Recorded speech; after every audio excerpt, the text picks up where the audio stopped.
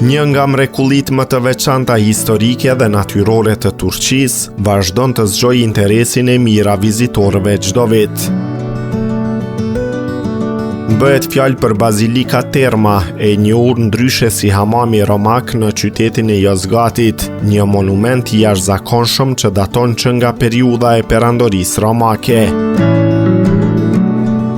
Ky vend historik, i cili është përfshirë në listën e përkohshme të trashëgimisë botërore të UNESCO-s, ka filluar të mirëpres një numër gjithnjë e më të madh turistësh me ardhjen e sezonit veror.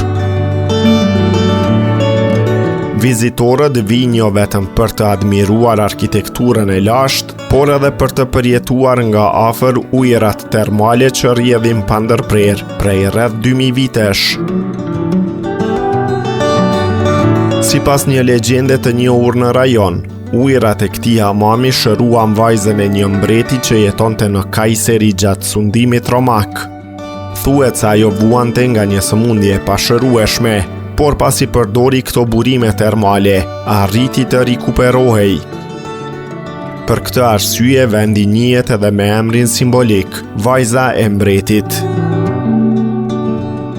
Përveç historisë së pasur dhe legjendave që e rrethojnë, Bazilika Terma tërheq vëmendjen edhe për shkak të ujit termal me temperaturë rreth 50 gradë Celsius, i cili vazhdon të rrjedh natyrshëm prej 2000 vjeçarësh.